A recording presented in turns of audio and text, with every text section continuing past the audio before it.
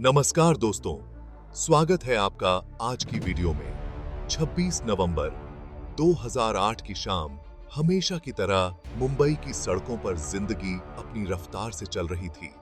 अपने कल से अनजान हर कोई अपने काम में बिजी था। किसी ने बुरे सपने में भी नहीं सोचा था कि अब से बस कुछ ही घंटे बाद मुंबई में ऐसी तबाही होगी जिसे मुंबई शहर कभी नहीं भुला पाएगा।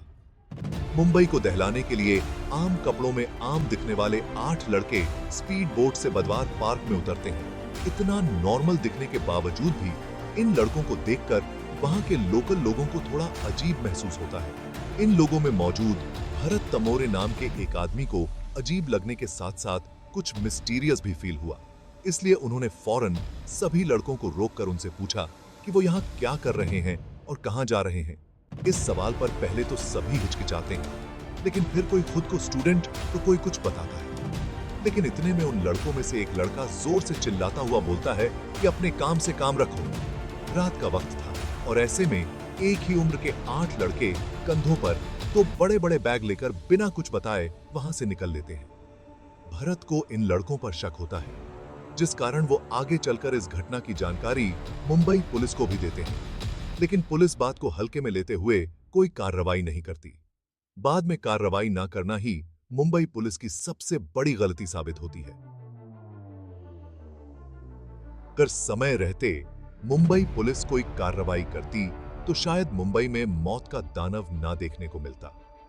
शायद उस दिन का इतिहास 166 लोगों के खून से सना नहीं होता। वहां से निकलने के बाद सभी लड़के दो दो के ग्रुप में डिवाइड होकर टारगेट की गई लोकेशंस की तरफ निकल पड़ते हैं। इन लोकेशंस में CST railway station, Taj Mahal palace hotel, Leopold cafe और नरिमन हाउस शामिल थे। सारी जगहें वहां से बस कुछ ही दूरी पर थीं।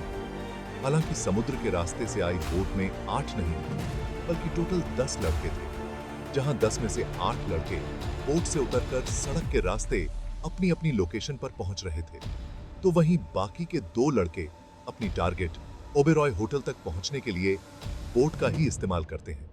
एक तरफ जहां ये लड़के अपने मंसूबों को पूरा करने के लिए तेजी से अपनी अपनी लोकेशन की ओर बढ़ रहे होते हैं, तो वहीं दूसरी ओर मुंबई हमेशा की तरह अपनी धुन में बस चलती जा रही थी। लोग रोज की तरह कामकाज में बिजी थे, लेकिन अचानक मुंबई गोलियों की तड़तड़ाहट से थर्रा उठती है। मुंबई के लिए ये आवाजें नई नहीं थीं।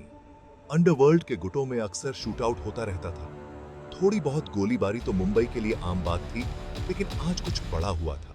इतना बड़ा कि जिसकी आवाज ने देश को सुनकर के रख दिया था। इस धमाके और अंधाधुंध गोलीबारी की शुरुआत छत्रपति शिवाजी टर्मिनस से होती है।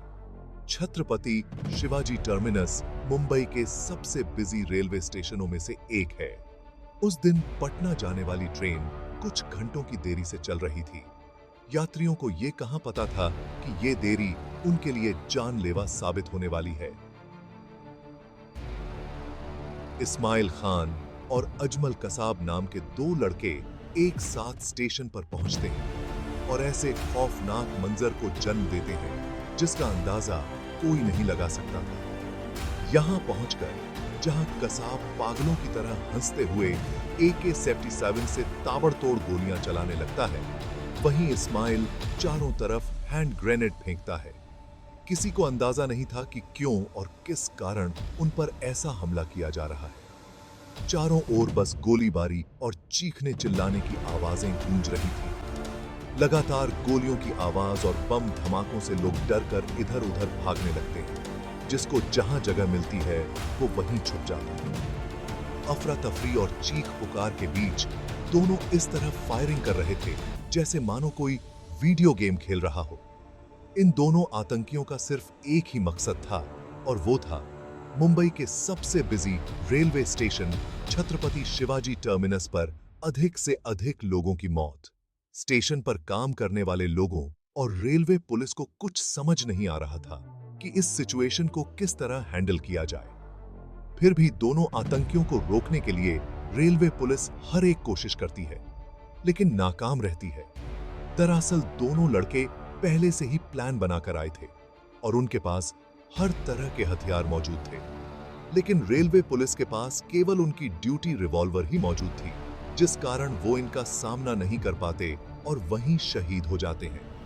लेकिन इसी बीच रेलवे स्टेशन के ही एक कर्मचारी विष्णु दत्ताराम अपनी जान की परवाह न करते हुए अनाउंसमेंट करके सभी पैसेंजर को आगाह करते हैं कि वो फौरन स्टेशन को छोड़कर अपनी जान बचाएं। अनाउंसमेंट सुनते ही कई लोग अपनी जान बचाकर भागने में कामयाब रहे, लेकिन आतंकियों का हमला इतना भयानक था कि केवल 1 घंटे में 58 लोग अपनी जिंदगी गंवा देते हैं, तो वहीं 104 लोग पूरी तरह घायल हो जाते हैं। जब सीएसटी रेलवे स्टेशन पर गोलीबारी चल रही होती है, तभी मुंबई पुलिस को इस घटना की इंफॉर्मेशन मिल जाती है। लेकिन इससे पहले कि पुलिस कोई एक्शन लेती, एक और खूनी खेल खेला जाता है, और इस बार लोकेशन अलग थी।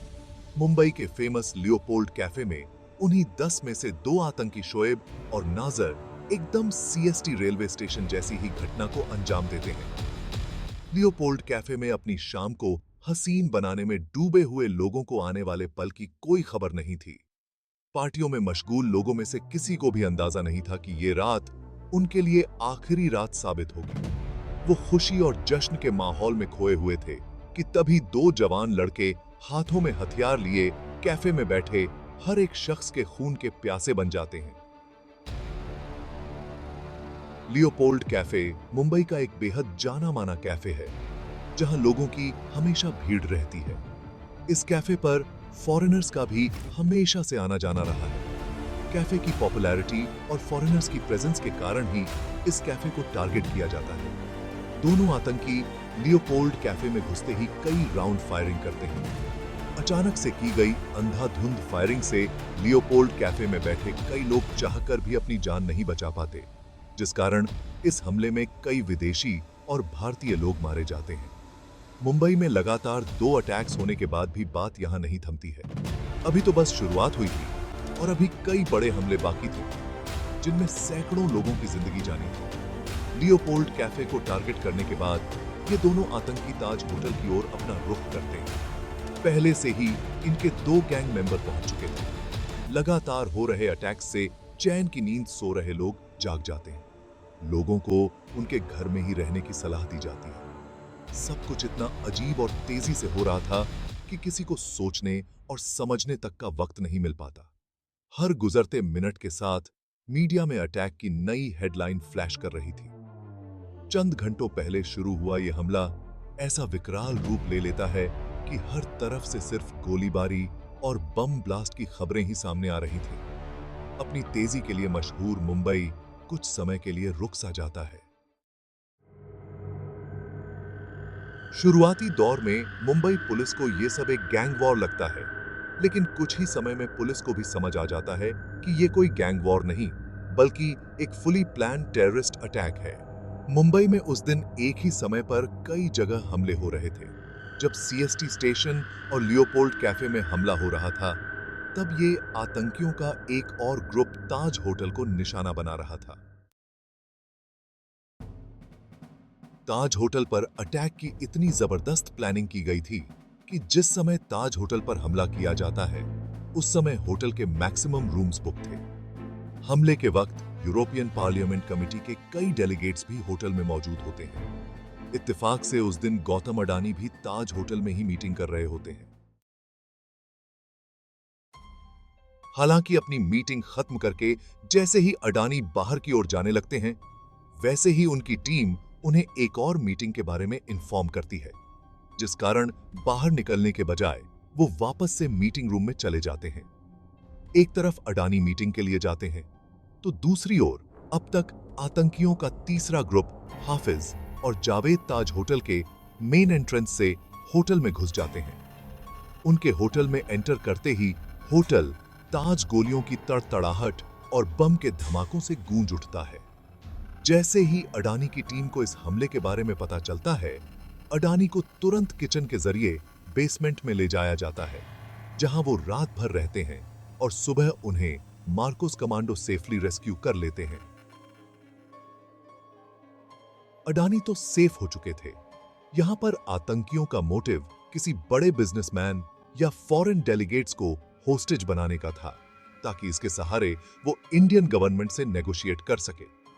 दोनों आतंकियों के बारे में आतंकी होटल में घुसने के साथ ही पहले 5th फ्लोर पर अटैक भी इसलिए ही करते हैं क्योंकि 5th फ्लोर पर बिजनेस सेंटर था।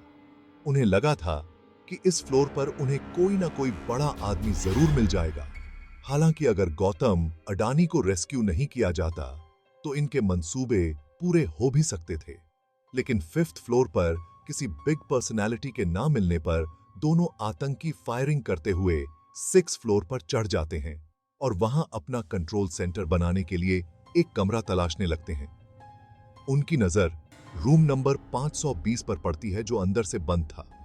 बहुत खटखटाने के बाद भी गेट नहीं खुलता तो आतंकी हथियारों से मारकर गेट खोल देते हैं और अंदर घुस जाते हैं। दरअसल उस कमरे में कॉरपोरेशन बैंक के फॉर्मर चेयरमैन के यार राममूर्ति मौजूद थे। होटल में गोलियों की बौछार और लोगों की चीख पुकार से उन्हें भी इस हमले के बारे में पता चल गया था, इसलिए वो अपने रूम के गेट को बंद कर वॉशरूम में छुप जाते हैं। लेकिन कमरे का गेट खुलते ही उनकी धड़कनों की रफ्तार एकदम से तेज हो जाती है और जिसका डर था वही होता है। वॉशरूम में छुपे राममूर्ति आतंकियों की नजर में आ जाते हैं, लेकिन आतंकी उनको मारने के बजाय उन्हें वहीं बंधक बना लेते हैं। ताज होटल पर अटैक के बीच ही विले पार्ले और वाड़ी बंदर में भी हमला चल रहा था। दरअसल आतंकी फेमस और क्राउडेड जगहों को टारगेट तो कर ही रहे थे, इसके अलावा उनका टारगेट वह टैक्सी भी होती है जिनसे वह एक जगह से दूसरी जगह तक जा रहे थे। आतंकी टैक्सी में ट्रैवल करते समय ड्राइवर को बातों में उलझाकर उनमें बम लगा देते और फिर खुद टैक्सी से उतर जाते। टैक्सी ब्लास्ट के जरिए भी वह मुंबई को दहला रहे थे। ताज होटल में जब दोनों आतंकी 6th फ्लोर पर अपना कंट्रोल रूम बना रहे थे, तभी उनके दो और साथी नाजर और शोएब भी ताज होटल पहुंच जाते हैं। होटल पहुंचते ही ये दोनों आतंकी पागलों की तरह अंधाधुंध फायरिंग करते हुए कई लोगों को मार देते हैं और 4 लोगों को होस्टेज बनाकर रूम नंबर 520 में ले जाते हैं। अब इस रूम में 4 आतंकी और 5 होस्टेजेस होते हैं। इस वक्त कोई आतंकी लगातार किसी से फोन पर आगे के हमले को लेकर बात कर रहा होता है, तो कोई आतंकी 5 बंदियों की आईडीज को गूगल पर सर्च करके ये ढूंढने की कोशिश में लगा होता है कि काश इनमें से कोई एक बड़ा आदमी हो जिसके जरिए भारत सरकार पर दबाव बनाकर नेगोशिएशन किया जा सके। लेकिन पकड़े हुए लोगों में कोई भी बड़ा नाम नहीं मिलने पर आतंकी कमरे की चादरों और पर्दों में आग लगा देते हैं और रूम को लॉक करके खुद बाहर आ जाते हैं। आग के धुएं से होस्टेजेस का दम घुट रहा होता है, लेकिन किसी भी तरह वो एक दूसरे को आजाद करके बेड शीट्स के सहारे कमरे की खिड़कियों से नीचे उतरकर अपनी जान बचाने में कामयाब हो जाते हैं। ये 5 हॉस्टेजेस तो बच जाते हैं, लेकिन ताज होटल में अब तक 31 लोग अपनी जान गंवा चुके थे। एक तरफ ताज होटल में आतंक मचा हुआ था, तो वहीं दूसरी तरफ आतंकियों की चौथी टीम के नाजर और बाबर इमरान नरीमन हाउस में घुसकर वहां मौजूद लोगों को हॉस्टेज बना लेते हैं। दरअसल नरीमन हाउस पर इन आतंकियों का एक अलग मोटिव होता है। 5 फ्लोर की ये बिल्डिंग जूविश ऑर्गेनाइजेशन के द्वारा 2 साल पहले ही खरीदी गई थी, जिस वजह से नरीमन हाउस एक यहूदी सेंटर होता है। यहाँ कई यहूदी आकर रुकते और प्रेयर करते। इस जगह पर इस्राएली प्रीस्ट राबी गैब्रियल हॉल्सबर्ग और उनकी पत्नी रिफ्का अपने बेटे मोशे के साथ रहते थे। जूविश सेंटर होने की वजह से आतंकियों का प्लान यहाँ पर किसी को मारने की बजाय उन्हें बंधक बनाने का होता है। उनका मोटिव था कि वो सभी इस्राएली सिटीजन्स को हॉस्टेज बनाकर इस्राएली गवर्नमेंट से नेगोशिएट करते, जिसके चलते इस्राएल भारत पर अपनी सिटीजन्स को बचाने के लिए दबाव बनाता। इस तरह आतंकियों का मकसद इस्राएल और इंडिया के रिलेशन में फूट डालने का भी था। इसलिए दोनों आतंकी यहां रह रहे गैब्रियल और उनकी पत्नी रिफ्का पर इस्राएल की एम्बेसी से बात करवाने के लिए प्रेशर बनाते हैं। लेकिन जब कोई बात नहीं बनती तो आतंकी फ्रस्ट्रेट होकर नरीमन हाउस को भी खून से रंग देते हैं।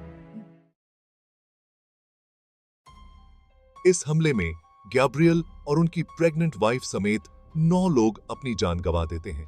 सीएसटी स्टेशन, लियोपोल्ड कैफे, ताज होटल, नरीमन हाउस और टैक्सी बॉम्ब ब्लास्ट। जहां इतना सब हो रहा था तो भी आतंकियों का पांचवा ग्रुप अब्दुल रहमान और फेहदुल्ला ओबरॉय होटल के पास बोट को समुंदर के किनारे लगाते हैं और होटल की लॉबी में अंधाधुंध फायरिंग करना शुरू कर देते हैं। यहां पर भी आतंकियों का टैग का तरीका सेम होता है। यह दोनों आतंकी भी बाकी आतंकियों की तरह ओबरॉय होटल में गोलीबारी करते हैं। गोलियों की आवाज से कई लोग जैसे तैसे बचकर वहां से निकल जाते हैं, लेकिन इस दौरान आतंकी होटल के 2 स्टाफ मेंबर जॉर्डन और प्रदीप को बंदी बना लेते हैं।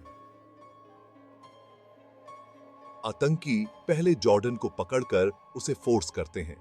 इसके बाद प्रदीप से वीआईपी लोगों के बारे में आतंकी पूछताछ करते हैं। यहां प्रदीप चालाकी दिखाते हुए बताता है कि वीआईपी इस ऊपर वाले फ्लोर पर होंगे, इसलिए लिफ्ट से जाना पड़ेगा। प्रदीप और दोनों आतंकी लिफ्ट की तरफ बढ़ते हैं। लिफ्ट के खुलते ही प्रदीप आतंकियों को चकमा देकर अकेला लिफ्ट में घुस जाता है और नीचे जाने का बटन दबाकर लिफ्ट को बंद कर देता है। यह सब इतना अचानक से हुआ था कि आतंकियों को कुछ समझ नहीं आया, लेकिन इस चकमे से आतंकी बहुत गुस्से में आ जाते हैं और पहले लिफ्ट और फिर चारों तरफ पागलों की तरफ फायरिंग करने लगते हैं। इस हमले में 30 से ज्यादा लोग अपनी जान गंवा देते हैं। एक ही दिन, एक ही वक्त पर अलग अलग जगह से अटैक्स की खबर सुनकर महाराष्ट्रीय पुलिस क्लूलेस हो जाती है। कुछ देर के लिए उन्हें समझ ही नहीं आता कि उन्हें क्या करना चाहिए। हालांकि गोलीबारी की सूचना पाते ही मुंबई एटीएस के हेड हेमंत करकरे जल्दी अपनी टीम तैयार कर आतंकियों का पीछा करते हैं। वो पहले सीएसटी रेलवे स्टेशन पहुंचते हैं, पर वहां तब तक खून का खेल खेला जा चुका था। तभी उन्हें फोन पर पता चलता है कि 2 आतंकी बंदूकें लेकर कामा हॉस्पिटल के पास वाली गली में देखे हैं। ये क्लू मिलते ही हेमंत करकरे अपनी गाड़ी को कामा हॉस्पिटल की तरफ मोड़ देते हैं। इस गाड़ी में हेमंत करकरे के साथ एसीपी अशोक कामते, विजय सलास्कर, हेड कांस्टेबल अरुण जाधव और 3 सिपाही भी मौजूद थे। गाड़ी जैसे ही कामा हॉस्पिटल की गली के पास पहुंचती है, सीएसटी पर हमला करने वाले कसाब और स्माइल एकदम से गाड़ी के सामने आ जाते हैं और गाड़ी पर अंधाधुंध फायरिंग करते हुए वो कुछ ही मिनट्स में AK-47 की 2 मैगजीन पुलिस की गाड़ी पर खाली कर देते हैं। इस दौरान पुलिस की तरफ से भी गोलीबारी होती है, जिसके चलते कसाब के हाथों में गोली लग जाती है। लेकिन आतंकियों के ताबड़तोड़ हमले ने पुलिस की गाड़ी को चल्ली कर दिया था। पुलिस की तरफ से फायरिंग रुकते ही कसाब और स्माइल गाड़ी की तरफ बढ़ते हैं और कंफर्म करते हैं कि कोई पुलिस वाला जिंदा तो नहीं बचा। इस गोलीबारी में हेमंत करकरे सहित कई पुलिसकर्मी शहीद हो गए थे। दोनों आतंकियों ने जब गाड़ी में आगे पीछे देखकर पक्का कर लिया कि कोई भी जिंदा नहीं है, तो वो विजय सलस्कर, हेमंत करकरे और अशोक कामते की बॉडीज को नीचे उतारते हैं और ड्राइवर वाली सीट को खाली कर देते हैं। आतंकी पीछे की सीट पर बैठे पुलिस कर्मियों की डेड बॉडीज को भी गाड़ी से उतारना चाहते थे, लेकिन पीछे का डोर ना खुलने की वजह से टाइम ना वेस्ट करते हुए वो आगे वाली सीट पर बैठकर गाड़ी को लेकर वहां से मालाबार हिल की तरफ निकल जाते हैं। हालांकि गोलीबारी के कारण गाड़ी की हालत काफी खराब हो जाती है। गाड़ी के टायर्स में गोली लगने की वजह से कुछ दूर चलते ही गाड़ी पंचर हो जाती है। दोनों आतंकी गाड़ी को चेंज करने का सोचते हैं कि तभी उन्हें सामने से एक शकौड़ा गाड़ी आते हुई दिखाई पड़ती है। दोनों गाड़ी से उतरते हैं और बंदूक के दम पर शकौड़ा को रोककर उसे अपने कब्जे में ले लेते हैं और मालाबार हिल की तरफ बढ़ जाते हैं। इस वक्त 2 चीजें अच्छी हुई। एक तो आतंकी शकौड़ा कार में बैठी फैमिली को मारना भूल जाते हैं, और दूसरा ये कि आतंकियों का ध्यान नहीं जाता कि जिस पुलिस कार में बैठकर वो यहां तक आए थे, इसके पीछे की सीट पर हेड कांस्टेबल अरुण जाधव अभी भी जिंदा थे। उनके बस कंधे पर गोली लगी थी और वो मरने का नाटक करते हुए पूरे रास्ते स्माइल और कसाब की बातें सुनते हुए आए थे। इसलिए आतंकियों ने जैसे ही पुलिस की गाड़ी को खाली किया, अरुण जाधव ने फौरन पुलिस कंट्रोल रूम को फोन करके आतंकियों की डायरेक्शन और डेस्टिनेशन के बारे में इन्फॉर्म कर दिया। ये खबर मिलते ही मुंबई में हाई अलर्ट जारी कर दिया जाता है सड़क पर जग जगह बैरिकेटिंग लगा दिए जाते हैं और इन बैरिकेटिंग के साथ पुलिस फोर्स भी जग जगह पर तैनात हो जाती है। पुलिस के हरकत में आने के कारण अब चारों तरफ से दोनों आतंकी पुलिस वालों से घिर जाते हैं। भागने का एक भी मौका न देख वो बैरिकेड तोड़ने की कोशिश करते हैं। ऐसे में पुलिस कर्मियों की भीड़ को चीरते हुए assistant sub inspector Tukaram Omble आगे आते हैं और सबसे बहादुरी का काम करते हैं। वो अनार्म्ड होते हुए भी आतंकियों की ओर बढ़ते हैं, लेकिन उनके पास पहुंचते ही एक आतंकी उठ खड़ा होता है और जैसे ही वो गोली चलाने के लिए बंदूक आगे करता है, तुकराम बंदूक को कसकर पकड़ लेते हैं और इंश्योर करते हैं कि आतंकी भाग ना पाए। उनके इस एक्शन से आतंकी गुस्से में 23 गोलियां उनके शरीर में दाग देता है, जिस कारण तुकराम ओम्बले वहीं पर शहीद हो जाते हैं। हालांकि शहीद तुकराम ओम्बले का बलिदान व्यर्थ नहीं जाता। जहां एक आतंकी पहले ही मारा जा चुका था, तो वहीं उनकी बहादुरी के कारण दूसरे आतंकी को जिंदा पकड़ लिया जाता है। पकड़े गए आतंकी का नाम कसाब था, जो बाद में इन्वेस्टिगेशन के लिए बहुत काम आता है। लेकिन अभी भी 8 आतंकी बाकी थे जो मुंबई में आतंक मचा रहे होते हैं। इनकी अगले एक्शंस के बारे में जानने से पहले ये जानते हैं कि आखिर ये अटैक्स हुए ही क्यों, ये अटैक्स किसने करवाए और कौन इन सभी हमलों का मास्टरमाइंड था।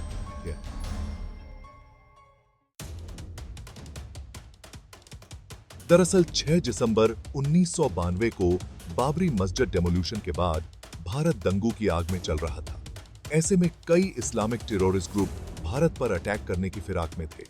इन अटैक्स का पहले एक्शंस 12 मार्च 1993 को देखने को मिलता है, जब मुंबई में एक के बाद एक पूरे 12 बॉम्ब ब्लास्ट होते हैं, जिनमें 257 लोगों की जान चली जाती है और 1000 से ज्यादा लोग घायल हो जाते हैं। इन अटैक्स की छानबीन के समय पता चलता है कि धमाकों में यूज किया गया RDX मुंबई में समुद्री रास्तों से लाया गया था।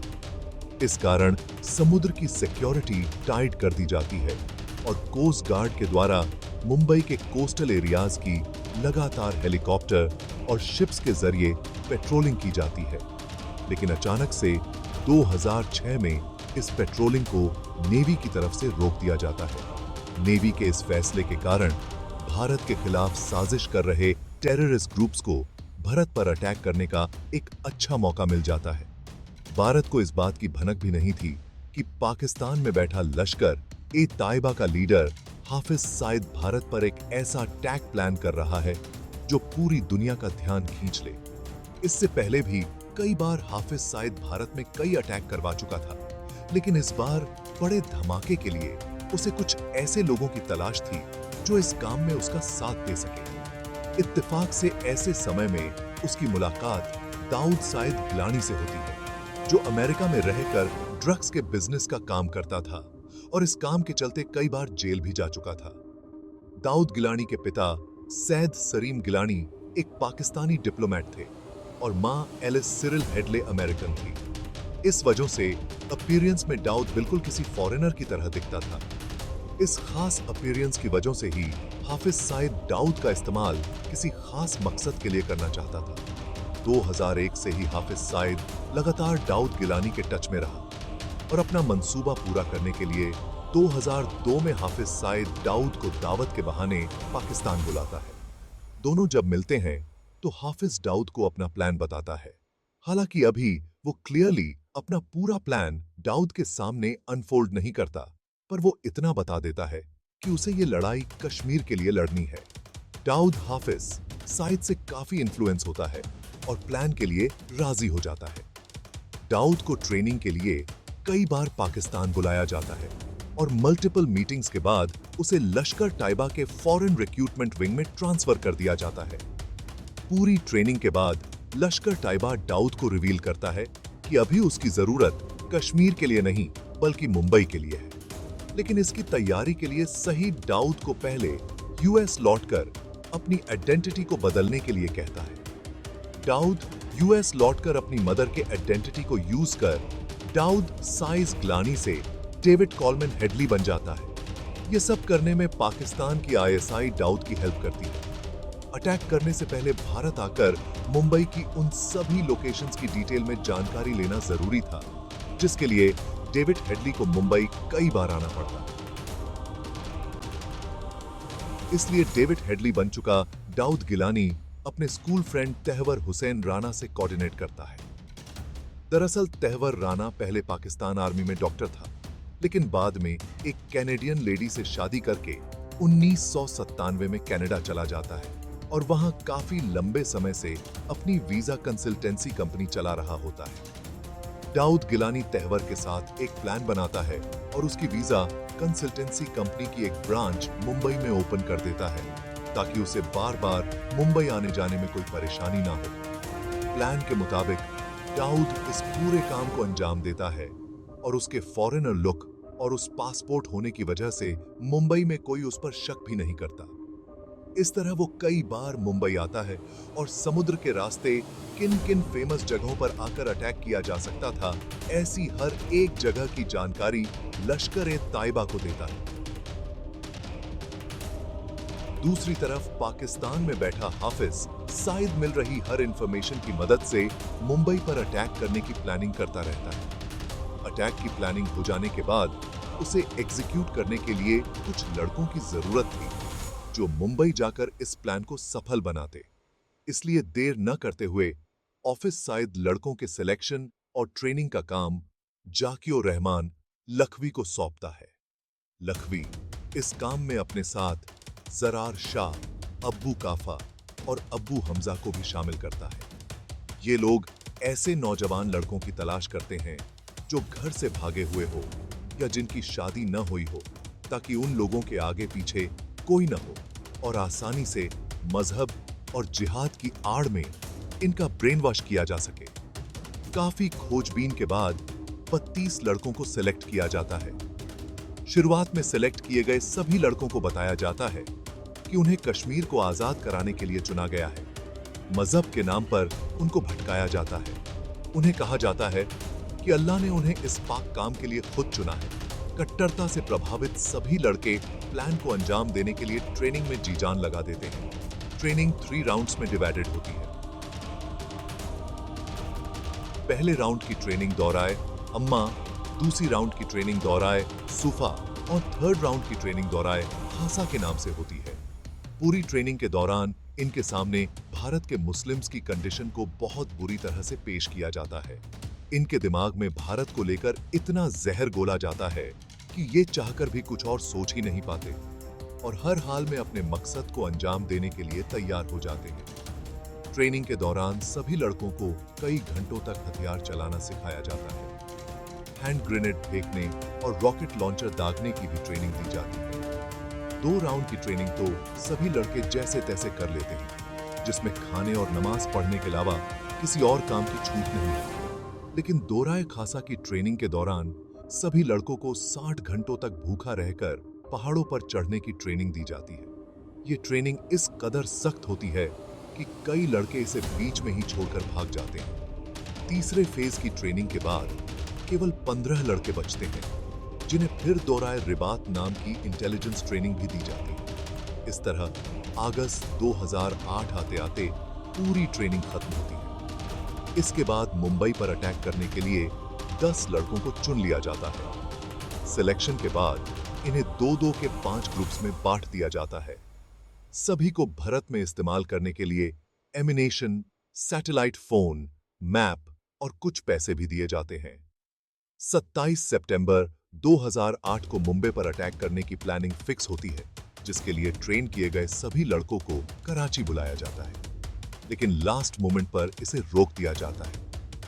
उसी महीने दिल्ली में लगातार 5 बॉम्ब ब्लास्ट हुए थे, जिस वजह से दिल्ली और मुंबई जैसी जगहों पर रेड अलर्ट था। सभी को वीडियो के जरिए टारगेट करने वाली जगहों को बड़ी स्क्रीन पर दिखाया जाता है।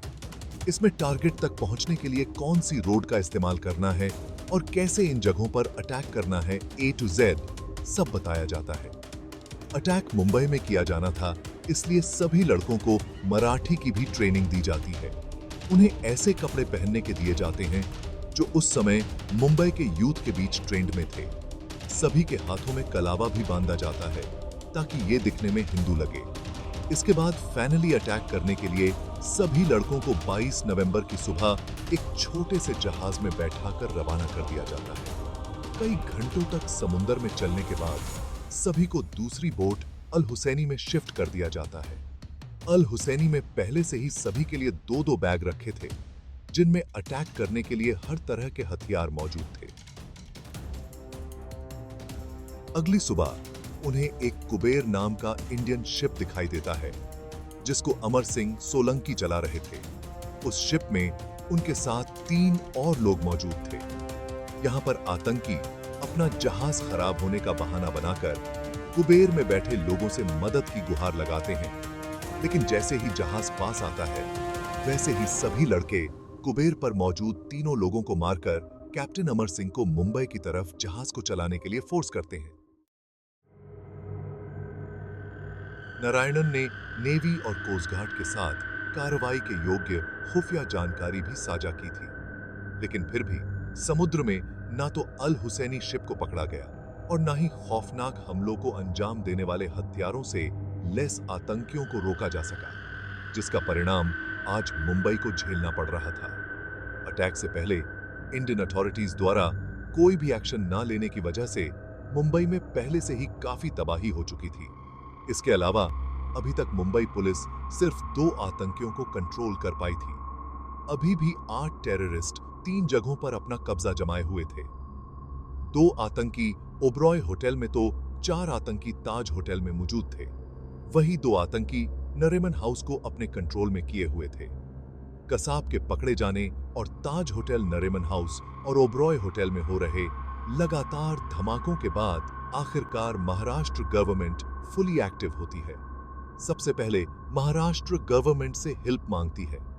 न्यू दिल्ली से एनएसजी कमांडोज को तैयार किया जाता है, लेकिन एनएसजी को टाइम से एयरक्राफ्ट नहीं मिल पाने की वजह से उन्हें मुंबई आने में समय लगने वाला था।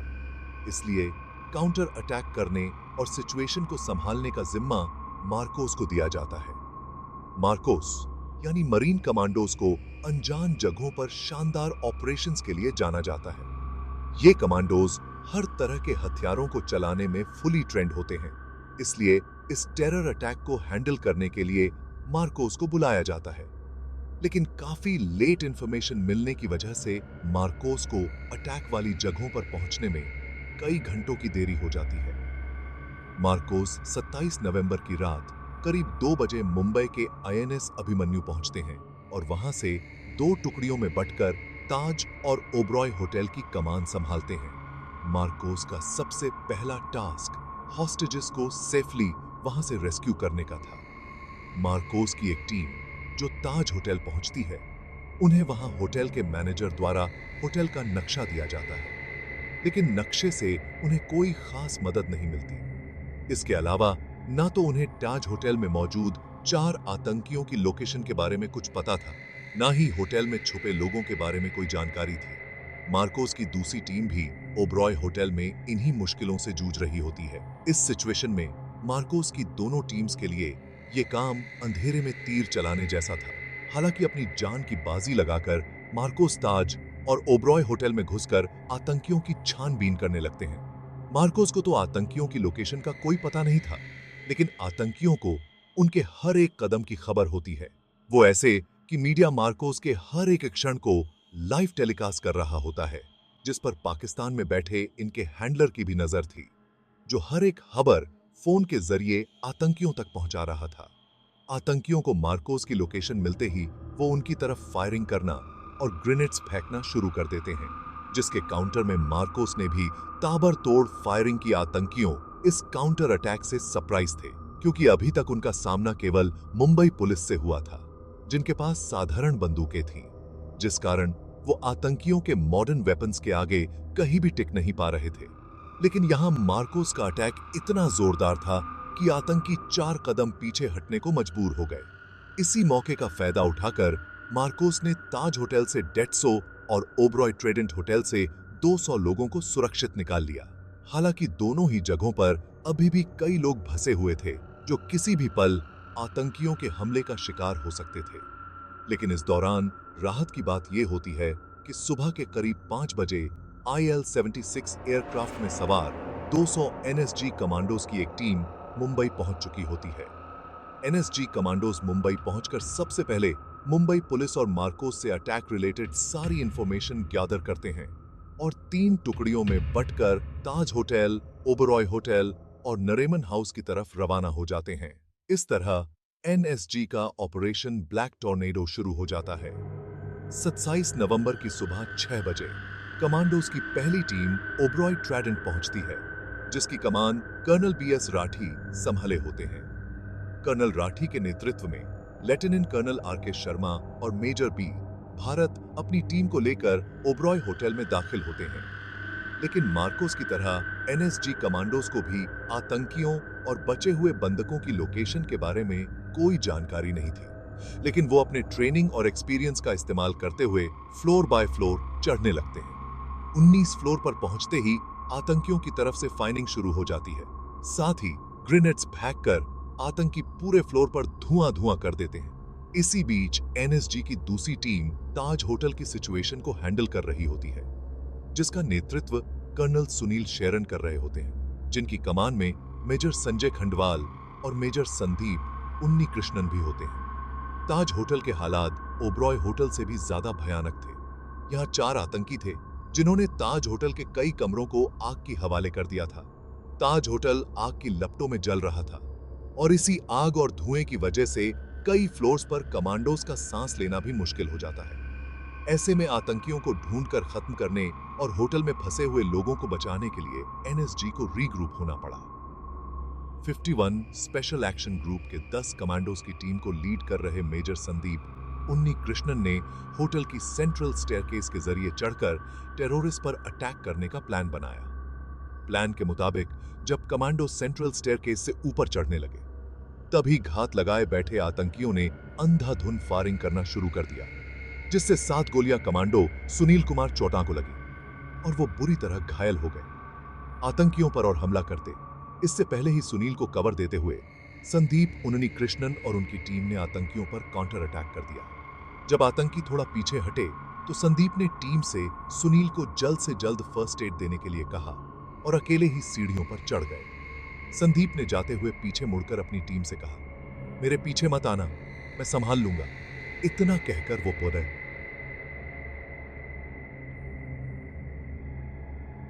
ऊपर चढ़ गए। संदीप और चारों आतंकियों के बीच ताबड़तोड़ गोलीबारी शुरू हो गई। अकेले संदीप उन्नी कृष्णन आतंकियों से ऐसा भिड़े कि चारों आतंकी होटल के नदन एंड के कॉर्नर में छिपने को मजबूर हो गए। लेकिन इस मुठभेड़ में संदीप पर भी गोलियों की बौछार हुई थी, जिस कारण दुश्मनों को मार गिराने की कोशिश में उन्हें अपने प्राण न्योछावर करने पड़े। इसी दौरान 20 एनएसजी कमांडोज की तीसरी टीम 27 नवंबर की शाम करीब 5:30 बजे नरेमन हाउस की लोकेशन पर पहुंच चुकी होती है। कमांडोज बिल्डिंग में ग्राउंड फ्लोर में घुसने की बहुत कोशिश करते हैं, लेकिन वहां मौजूद दोनों आतंकी नीचे से ऊपर जाने के सारे एंट्री पॉइंट्स को हथगोलों से तबाह कर चुके थे। ऐसे में एनएसजी बिल्डिंग में छत के ऊपर से घुसने का प्लान बनाते हैं। अगले दिन 28 नवंबर की सुबह 7:30 बजे नरेमन हाउस की छत पर हेलीकॉप्टर से कमांडोज को इसी बीच मीडिया कमांडोज के हर एक क्षण की एक फोटो और वीडियो को लाइव टेलीकास्ट कर रहा था, जिससे कमांडोज की हर एक्टिविटी का पाकिस्तान में बैठे हैंडलर्स को टीवी के जरिए पता चल रहा होता है। हैंडलर्स कमांडोज की हर एक एक्टिविटी की खबर फोन से आतंकियों तक पहुंचा रहे थे। नरेमन हाउस में छुपकर बैठे दोनों आतंकियों ने कमांडोज की लाइव अपडेट मिलते ही उन पर ग्रेनेड्स फेंकना और फायरिंग करना शुरू कर दिया, जिसका निशाना कमांडो गजेंद्र सिंह बिष्ट बने और वो वही शहीद हो गए।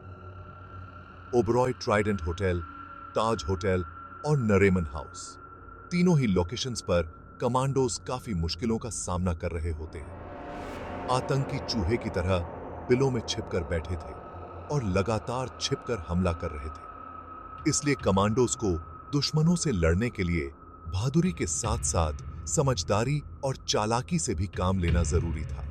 कमांडोज ने समझदारी दिखाते हुए ओबरॉय होटल में आतंकियों को खत्म करने के लिए कोऑर्डिनेट अटैक करने का प्लान बनाया, जिसके चलते 19th फ्लोर के एक कमरे में छिपकर बैठे दोनों आतंकियों पर कमांडोज अंदर से अटैक करते हैं। तो वही होटल के सामने एयर इंडिया की बिल्डिंग के 11th फ्लोर पर स्नाइपर्स को तैनात कर दिया जाता है। इस तरह आतंकी दोहरे हमले के बीच फंस गए। जिस कमरे में आतंकी मौजूद थे, उसकी खिड़की पर स्नाइपर्स की तरफ से कई राउंड्स फायर किए जाते हैं, जिसमें एक आतंकी फौरन ढेर हो जाता है। तो वही कुछ ही देर बाद बचे हुए दूसरे आतंकी को होटल में मौजूद कमांडोज मौत के घाट उतार देते हैं। इस तरह 28 नवंबर की दोपहर 3 बजे तक एनएसजी ने ओबरॉय ट्रैडेंट को आतंकियों की गिरफ्त से आजाद करवा लिया। लेकिन इसी बीच नरीमन हाउस में गजेंद्र बिष्ट के शहीद होने से कमांडोज बेहद गुस्से में होते हैं। अपने साथी की जान का बदला लेने और बिल्डिंग के अंदर फंसे लोगों को बचाने के लिए कमांडोज दोनों आतंकियों को ढूंढकर उन पर हमला करना शुरू कर देते हैं। मेजर संदीप सेन को एक क्लू मिलता है और वो एक कमरे में 2 हथ गोले फेंक देते हैं, जिसमें मौजूद एक आतंकवादी आग की लिपटों में जलकर राख हो जाता है। अब दूसरा आतंकी बचा होता है, पर उसके पास भी बचने का कोई मौका नहीं होता। सभी बचे हुए हॉस्टेजेस को बाहर निकालकर नरीमन हाउस के अंदर कई हथ गोले फेंक जाते हैं, जिनकी चपेट में आकर दूसरा आतंकी भी वहीं मरकर ढेर हो जाता है। ओबरॉय ट्रैडेंट होटल और नरीमन हाउस अब सेफ थे, लेकिन ताज होटल में अभी भी कोहराम मचा होता है। मेजर संदीप के शहीद होने से निराश कमांडोज को अपने कर्तव्य का पालन करने और मेजर संदीप के हत्यारों से बदला लेने के लिए एनएसजी चीफ जेके दत्त कमांडोज में फिर से जोश भर देते हैं। मेजर खंडवाल और उनके कमांडोज आतंकियों की खोज में होटल के चपे चपे को छानने लगते हैं। तभी उन्हें ताज होटल के वसाबी रेस्टोरेंट से गोलियों की आवाजें सुनाई देती हैं। कमांडोज ने बिना देर किए कई हथ गोले वसाबी की तरफ फेंक दिए, जिससे वसाबी रेस्टोरेंट आंख की लपटों में होता है और जान बचाने के लिए आतंकी जैसे ही सीढ़ियों की तरफ भागते हैं, तभी कमांडोज चारों आतंकियों को गोलियों से छली कर डालते हैं। इस तरह 29 नवंबर की सुबह 8 बजे तक ताज होटल भी सिक्योर हो जाता है। 10 में से 9 आतंकी मारे जा चुके थे और एक आतंकी अजमल कसाब को जिंदा पकड़ा जा चुका था। 26 नवंबर की शाम को शुरू हुआ ये मौत का खेल 29 नवंबर की सुबह खत्म हुआ। इस अटैक में 166 बेकसूर लोग मारे गए, जबकि 300 से ज्यादा लोग गंभीर रूप से घायल हुए। 60 घंटों तक सांस रोककर बैठी मुंबई आखिरकार राहत की सांस लेती है। लेकिन 10 लड़कों का मुंबई में घुसकर ऐसी खौफनाक घटना को अंजाम देना भारत के लिए एक बड़ा इंटेलिजेंस फेलियर था। इस घटना ने भारत सरकार को अपनी सुरक्षा को लेकर सोचने के लिए फिर से मजबूर कर दिया। इस पूरी घटना के बाद भारत समेत पूरी दुनिया में काफी वक्त तक हलचल रही, जहां वर्ल्ड मीडिया में इस आतंकी हमले की निंदा हो रही थी। तो वहीं महाराष्ट्र में मंत्रियों के इस्तीफों का दौर जारी था। महाराष्ट्र के मुख्यमंत्री विलास राव देशमुख, उप मुख्यमंत्री आर पाटिल और देश के गृह मंत्री शिवराज पाटिल अपने पदों से इस्तीफा दे देते हैं। इंडियन शेयर मार्केट क्रैश कर चुका होता है। मुंबई में फिल्मों की शूटिंग रोक दी जाती है और इंग्लैंड क्रिकेट टीम भारत से ऑनगोइंग टेस्ट मैच छोड़कर वापस इंग्लैंड लौट जाती है। वहीं भारत की जनता इस हमले के लिए पाकिस्तान से बदला लेने के लिए भारत सरकार से अपील करती है। प्रधानमंत्री मनमोहन सिंह पाकिस्तान के खिलाफ एक्शन लेने के लिए भारतीय सेनाओं के अध्यक्षों के साथ लगातार मीटिंग्स करते हैं। पहले गुप्त तरीके से पाकिस्तान में घुसकर लश्कर ए ताइबा के सेंटर को तबाह करने का विचार बनाया जाता है। फिर एयरफोर्स के जरिए हवाई हमलों से पाकिस्तान के आतंकी संगठनों को उड़ाने के बारे में सोचा जाता है, लेकिन अंत में कोई भी ऑपरेशन न करने का फैसला लिया जाता है। इस दौरान पाकिस्तान पहले इस अटैक में अपनी इन्वॉल्वमेंट को लेकर साफ इनकार करता है, लेकिन बाद में कई फोन रिकॉर्डिंग्स और पकड़े गए आतंकी अजमल कसाब के बयान से जब साफ होता है कि 10वां आतंकवादी लश्कर ताइबा के थे और हमले के दौरान उन्हें पाकिस्तान में बैठे उनके हैंडलर्स से इंस्ट्रक्शंस मिल रहा था, तो भारत सरकार और यूएन के दबाव में पाकिस्तान की तरफ से लश्कर ताइबा और जमात उद दावा के कुछ लोगों को गिरफ्तार किया जाता है। साथ ही अमेरिका भी दाऊद साइद गिलानी और तहवर हुसैन राणा को इस हमले का दोषी मानते हुए अरेस्ट कर जेल में डाल देता है। भारत इस आतंकी हमले का बदला तो नहीं लेता, लेकिन आतंकवाद पर लगाम कसने के लिए भारत सरकार द्वारा 31 दिसंबर 2008 को नेशनल इन्वेस्टिगेशन एजेंसी को स्टैब्लिश किया जाता है। आतंकवादी अजमल कसाब पर कई सालों तक ट्रायल चलता है, जिसके चलते पाकिस्तान के लश्कर-ए-ताइबा और इस अटैक्स को लेकर कई राजों का खुलासा होता है।